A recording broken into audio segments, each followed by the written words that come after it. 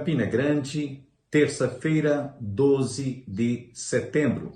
É hora de opção para a vida. Não mude de canal, continue conosco. Deus tem uma bênção para a sua vida, para a sua família e para o seu coração. Ontem nós iniciamos e hoje concluiremos a mensagem cujo tema é sobre segurança eterna. Enriqueça, seja próspero.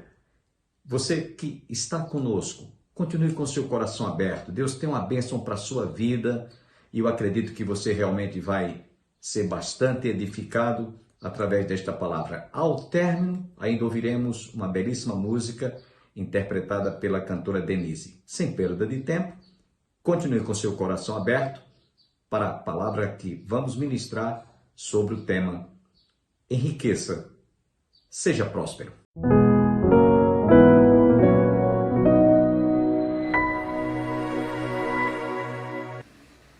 Então, meus irmãos, a sabedoria é uma riqueza. E a sabedoria, ela tem um princípio. Eu quero ser sábio. Eu preciso de ser sábio. Eu almejo ser sábio. Eu ambiciono ser sábio. Você quer ser sábio? Provérbios 1:7. O temor do Senhor é o princípio de toda a sabedoria. Isso é suficiente. Se você quiser ser sábio, tema a Deus. O temor a Deus é o princípio de toda a sabedoria. Quem quiser ser sábio tem que entrar por esta porta. Quem quiser ter sabedoria tem que entrar por este caminho. Temor a Deus. Esta sabedoria é muito simples de se encontrar. Temor a Deus vai servir para quem é rico, que tem bens materiais, e para quem mora debaixo de uma ponte. Ela está ao alcance de todos, de cultos e incultos, pessoas sábias e pessoas despreparadas. Busque essa sabedoria, tenha o temor a Deus e você encontrará, você achará, e vale a pena você realmente buscar esta sabedoria que vem lá do alto. Algumas histórias na Bíblia dentro desse aspecto, e eu quero citar apenas duas delas. Há muitas histórias, mas eu vou citar apenas duas delas. Uma está lá no Evangelho de São Marcos, capítulo 10, versículo 17, a história de um jovem rico que veio a Jesus e disse: bom mestre, o que é que eu preciso fazer para herdar a vida eterna? Jesus disse: sabe os mandamentos? Ele disse: quais? Jesus citou todos os mandamentos. Ele disse: tudo isso eu tenho observado desde a minha juventude. Mas aquele jovem não tinha o temor a Deus. Tudo isso eu tenho observado, mas, em outras palavras, não tenho praticado. Jesus disse: tudo bem, faça apenas, só está faltando uma coisa. Você já tem um conhecimento, mas só está faltando uma coisa. Venda tudo o que tem, distribua com os pobres, vem, depois terás um tesouro nos céus. Põe em prática a virtude do amor. Está lá no Evangelho de Mateus, capítulo 18, capítulo 10, versículo 17, 18 em diante. E aí a Bíblia diz que, aliás, esse é o único personagem, é o único, eu não conheço outro em toda a Bíblia, só tem esse personagem que veio a Jesus e voltou triste, cabisbaixo, porque ele era dono de muitas riquezas, e a riqueza dele estava ali, o seu tesouro no seu coração. Onde está o tesouro? Por isso que o texto diz aqui: onde estiver o tesouro, aí estará o teu coração. No texto que Jesus terminou dizendo isso aqui, no Evangelho de Mateus: porque onde está o vosso tesouro, aí estará o vosso coração. Onde está o teu tesouro, aí estará o teu coração. O coração daquele homem rico estava na riqueza, nos bens materiais. Eu vou dizer uma coisa aqui para vocês, que eu não sei, mas se ele não se converteu até o último dia da existência dele, ele deve estar no inferno, lamentando a oportunidade que ele teve e desperdiçou em ter deixado de obedecer e de atender aquele conselho que Jesus lhe deu. Ele deve estar eternamente, mas é um arrependimento tardio. Eu estou dizendo isso aqui porque eu não sei se ele, depois a ficha caiu, né? Mas o texto diz que ele saiu cabisbaixo por ser dono de muitas propriedades. Então, meus irmãos, riqueza material, para aqueles que estão apegados aqui, ele fica com esse sentimento, tristeza, que nada vai satisfazer os desejos do seu coração. Um outro personagem está lá no Evangelho de Lucas, capítulo 12, versos 16 a 21, e aí trata-se de um homem também que era muito rico, e ele tinha muitos bens materiais, muita fazenda, muito gado, muitas propriedades. Ele disse: o que é que eu vou fazer com esse dinheiro? Que é dinheiro demais que eu tenho. Eu vou fazer o seguinte: eu vou destruir, vou demolir esses galpões e vou reconstruí-los, e vou armazenar toda a minha riqueza, e depois vou dizer: ó alma minha, regala-te e te comprais em tudo que eu tenho. Mas à meia-noite ele vai ouvir uma voz: louco, louco, isso é loucura, porque se hoje alguém pedir a tua alma, o que tu tens preparado, para quem será?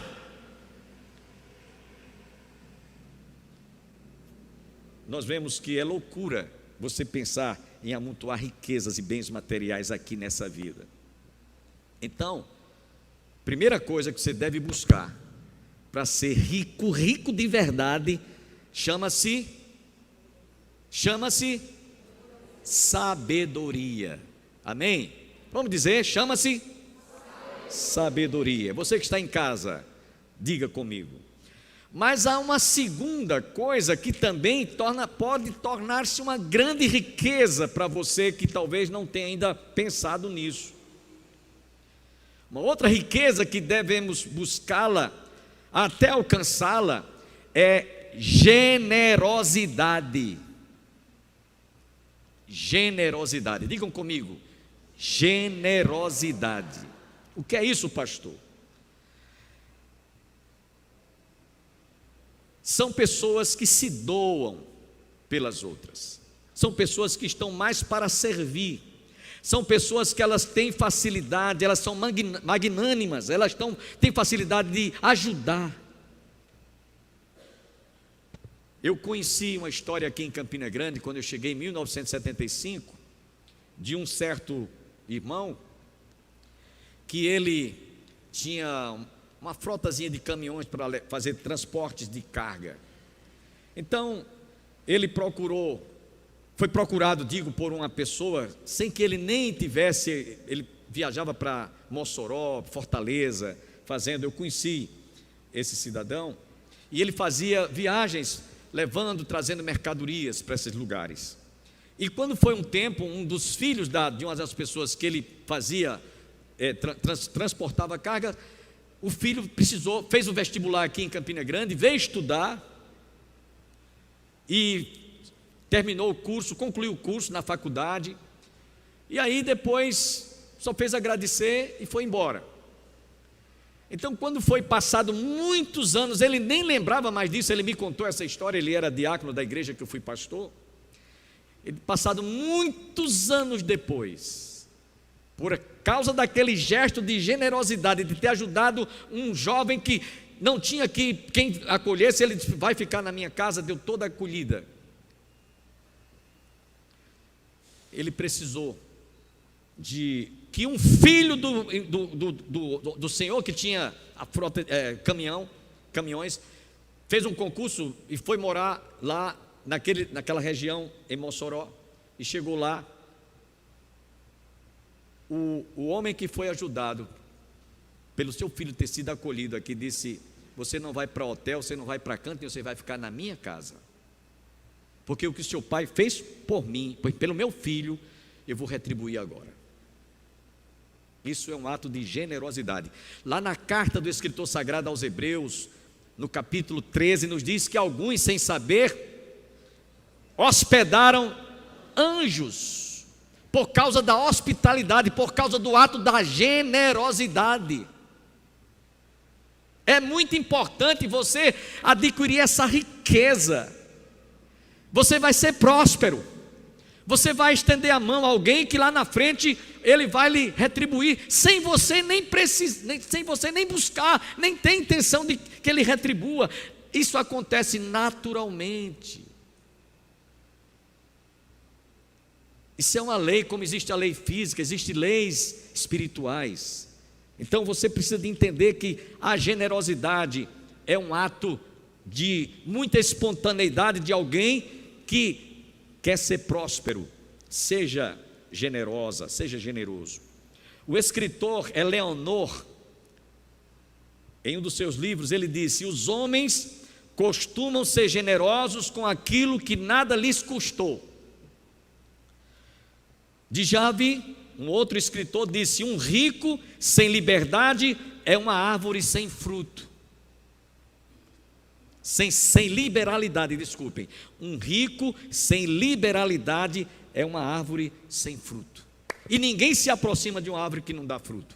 Eu duvido que você tenha uma mangueira, tenha uma jaqueira, tenha um abacateiro, tenha um pé de goiaba, você vai lá, não tem uma fruta na época da safra, você diz: isso aqui não presta, eu vou passar a machada, vou cortar, não presta. É estéril, essa goiabeira é estéril. Lá no livro de Provérbios, capítulo 19, versículo 17, diz: quem se compadece do pobre, ao Senhor empresta. Provérbios 19, 17: quem se compadece do pobre, ao Senhor empresta, e este lhe paga o benefício. Provérbios 19, 7. Então você quer ser rico? Busque sabedoria. Quer ser rico? Seja generoso. Pratique a generosidade, e você vai ver que isso não vai ficar, isso é um feedback, não vai ficar sem retorno, sem resposta. Não que você esteja em busca disso, mas naturalmente vai vir ao seu encontro. Vem, Deus providencia, que você nem imagina como foi que isso chegou. Deus lhe retribuiu. Uma outra riqueza que poucas pessoas pensam e buscam é você ser uma pessoa rica quanto à prática das boas obras.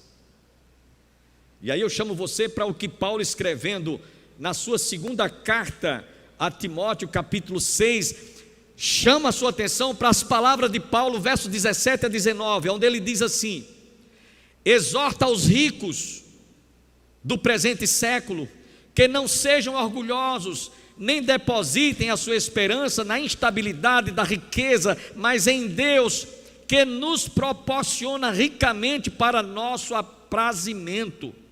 Que pratiquem o bem, sejam ricos de boas obras. Amém?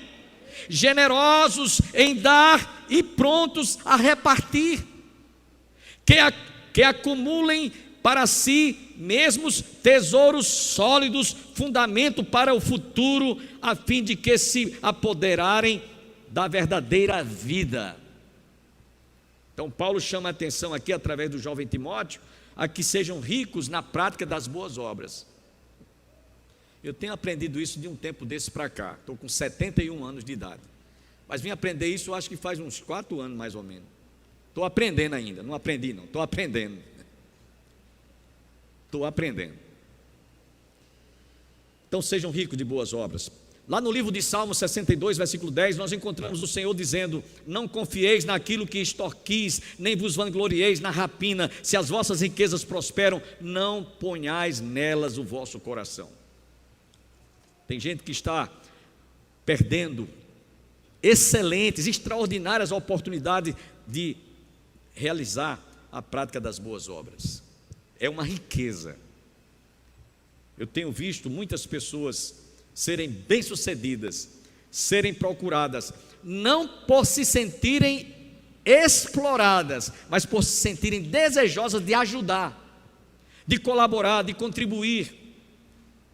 Mas há uma outra riqueza também, muito diferente daquelas que vocês ouviram Jesus aqui refutando no capítulo que nós lemos. É bondade e amor.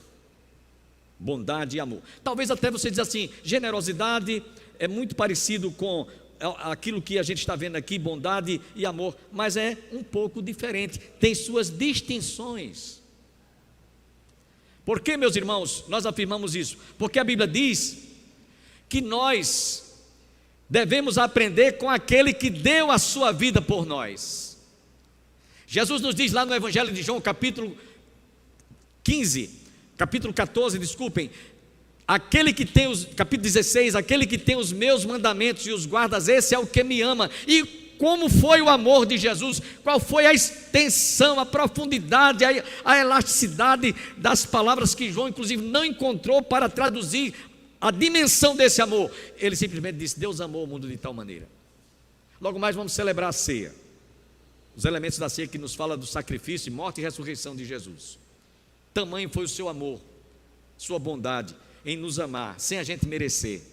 E Ele espera que nós façamos isso também. 1 João capítulo 3, versículo 16, nos diz que assim como Ele nos amou e deu a sua vida por nós, nós devemos também amar e dar a vida uns pelos outros. Isso é amor.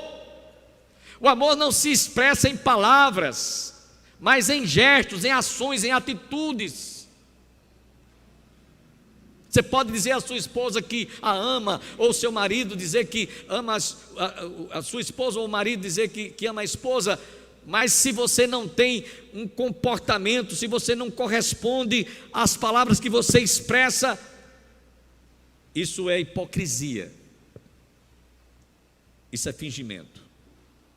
E eu quero dizer, para falar nesses últimos dias, falando em amor, a Bíblia diz que nos últimos dias, por se multiplicar a iniquidade, o amor de quase todos esfriará. Mateus 24, 12. E a gente está vendo o amor esfriando. A gente vê, meus irmãos e amigos, que o amor parece que se tornou algo feio, algo horrível, que não se pratica mais. Não se vê mais alguém cultivar essa virtude maior do cristianismo, que é o amor. Tenhamos cuidado para que não aconteça o que aconteceu com a igreja de Éfeso, Apocalipse capítulo 2, versos 4 e 5. Lembra-te de onde caíste, de que deixaste o teu primeiro amor. Paulo, escrevendo aos Filipenses capítulo 1, versículo 9, nos diz: e também faço essa oração, que o vosso amor aumente mais e mais em pleno conhecimento de toda a percepção. Esse amor que Paulo está falando aqui é o amor que Cristo demonstrou ao se doar por nós, sua bondade, sua imensurável misericórdia, que são a causa de nós não sermos consumidos. Hebreus capítulo 13, versículos 1 e 2 nos diz: seja constante o amor fraternal, não negligencieis a hospitalidade, como já citamos, pois alguns sem saber acolheram a anjos.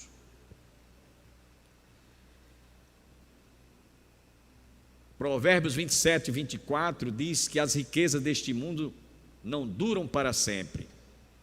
Não duram para sempre. Agora, um gesto de bondade, de amor, de hospitalidade, de generosidade, de ajuda, ninguém vai esquecer. Um dia vai lembrar. Eu vejo muito isso quando faço cerimônias fúnebres. Às vezes ouço palavras da esposa, dos filhos, do pai, de uma mãe, daquilo que o seu pai e sua mãe, no caso do que está ali velando o seu ente querido, representou para ele na hora a lembrança, a mente traz a memória, a lembrança.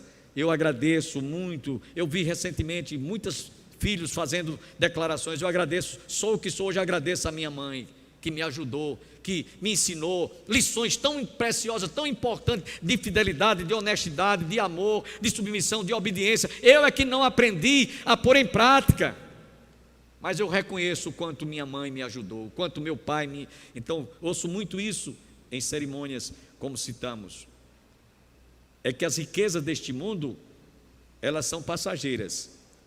O ladrão vem, rouba, a traça, o corrói, o ferrugem acaba, mas as riquezas que nós estamos vendo aqui, elas duram para sempre. As riquezas deste mundo, diz lá em Eclesiastes capítulo 5, versículo 12, a parte C, as riquezas deste mundo não deixam os ricos dormirem. Os ricos que têm muitos bens materiais e têm muito dinheiro e têm bens e não conseguem dormir. Eles não têm paz, com medo de um ladrão vir roubar e de ser assaltado e de alguém fazer o mal. Os ricos os ricos deste mundo, as riquezas deste mundo não deixam o rico dormir. Pode conferir na sua Bíblia, Eclesiastes capítulo 5, versículo 12, a parte C. E para a gente já estar chegando aqui no final, assim como Jesus, lá em Mateus capítulo 4, versos 8 e 9, foi levado para o deserto para ser tentado por Satanás, lá no deserto, eu e você também somos tentados, constantemente, permanente e ininterruptamente, porque diz lá o texto no versículo, já no finalzinho, que Satanás se ausentou até momento oportuno, ele não perde por esperar. Então Satanás diz: se tu prostrado me adorardes, dar-te-ei todas as riquezas, todos os reinos deste mundo.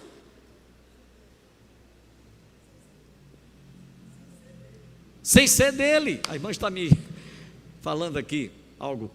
Então, se prostrado, se ajoelhardes, me adorar, dar-te-ei todas as riquezas e reinos deste mundo.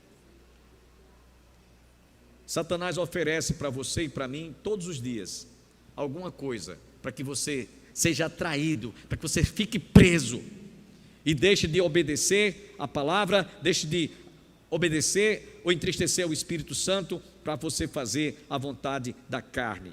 Somos tentados do mesmo modo como Jesus foi no deserto. Isso mesmo, temos que, por isso, estar atentos e vigilantes em oração, porque a Bíblia diz que Satanás anda ao nosso derredor como leão, vendo a quem possa tragar. Sejamos ricos, irmãos. Busquemos essa riqueza, como nós dissemos, enriqueça, seja próspero. Não por estas riquezas materiais, porque aqui vai ficar tudo. Quando a viúva ou o viúvo partir, até a aliança tira do dedo, não vai levar nem a aliançazinha, fica aqui, ninguém leva nada. Alguém já disse que mortalha não tem bolso.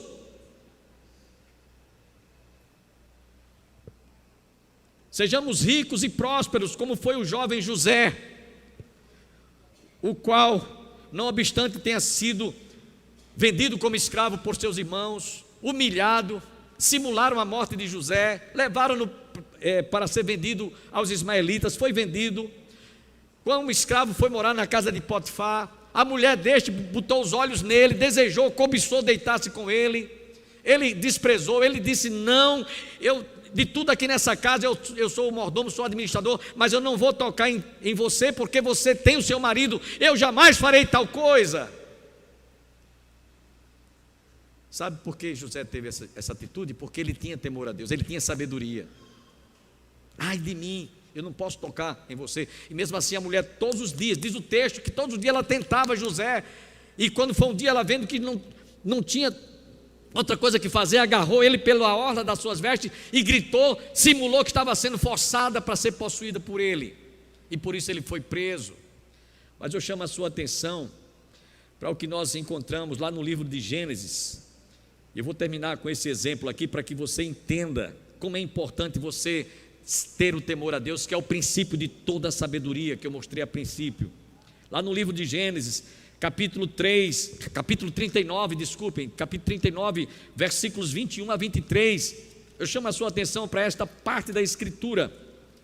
Diz o texto, 21 a 23, o Senhor, porém, era com José, e lhe foi benigno, e lhe deu mercê perante o carcereiro, o qual confiou às mãos de José todos os presos que estavam no cárcere, e ele fazia tudo quanto se devia fazer ali, e nenhum cuidado tinha o carcereiro de todas as coisas que estavam nas mãos de José, porquanto o Senhor era com ele, e tudo o que ele fazia, o Senhor prosperava.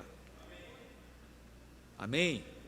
Você quer ser uma pessoa próspera? Quem quer ser uma pessoa próspera? Levante sua mão. Eu quero. Amém? Então este é o segredo, simples assim.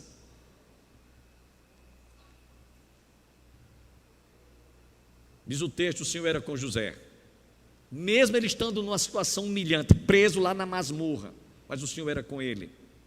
Salmo 35, versículo 27 nos diz cantem de júbilo e se alegrem, e os que têm prazer na minha retidão, e digam sempre: glorificado seja o Senhor, que se compraz na prosperidade do seu servo. Deus se compraz em que nós sejamos prósperos, mas para que nós sejamos prósperos, temos que entender que essas são as portas que nós devemos entrar, estes são os caminhos: sabedoria, temor a Deus, generosidade, ter realmente esse desejo de praticar as boas obras. Isso é riqueza. Salmo 112, versículo de 1 a 3, eu estou terminando com essa citação: bem-aventurado o homem que teme ao Senhor e se compraz nos seus mandamentos. A sua descendência será poderosa na terra, será abençoada a geração dos justos. Na sua casa há prosperidade e riqueza, e a sua justiça permanece para sempre. Eu quero agradecer a sua atenção dispensada. Estamos chegando ao término de mais um programa Opção para a Vida, mas você está convidado a continuar conosco amanhã, se Deus assim nos permitir. Nós vamos encerrar o nosso programa ouvindo uma belíssima música interpretada pela cantora Denise. Tenham todos um bom dia, que todos fiquem com Deus e até amanhã.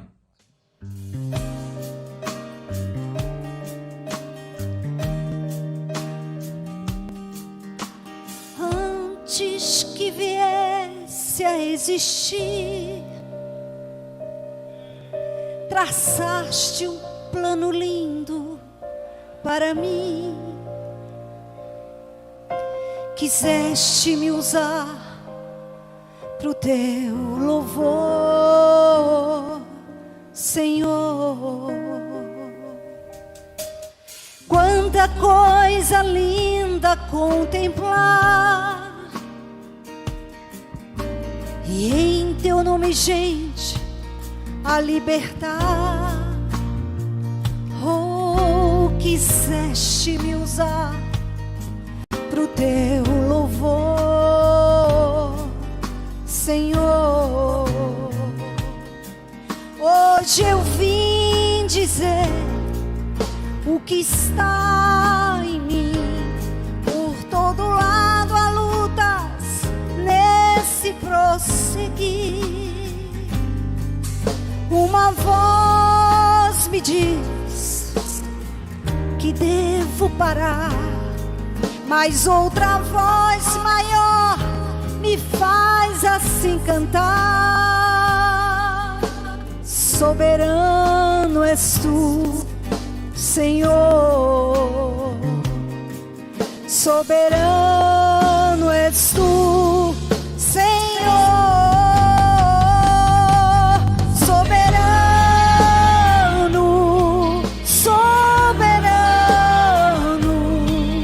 Soberano és tu, Senhor. Soberano, soberano, soberano és tu, Senhor. Só Ele. Antes que viesse a existir, traçaste um plano lindo para mim. Quiseste me usar pro teu louvor, Senhor. Quanta coisa linda contemplar, e em teu nome, gente, a libertar. Oh, quiseste me usar pro teu louvor,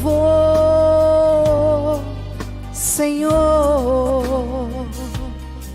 Hoje eu vim dizer o que está em mim.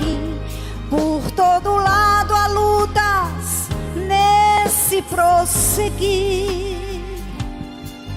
Uma voz me diz que devo parar, mas outra voz maior me faz assim cantar. O quê? Soberano és tu, Senhor. Soberano és tu, Senhor. Vamos cantar juntos? Soberano. Levanta a tua mão. Soberano. Soberano. Soberano. Soberano és tu, Senhor. De novo mais forte. Soberano. Soberano. Soberano. Soberano. Soberano és tu, Senhor. Soberano és tu, Senhor. Quer no bom viver ou na provação, soberano és tu,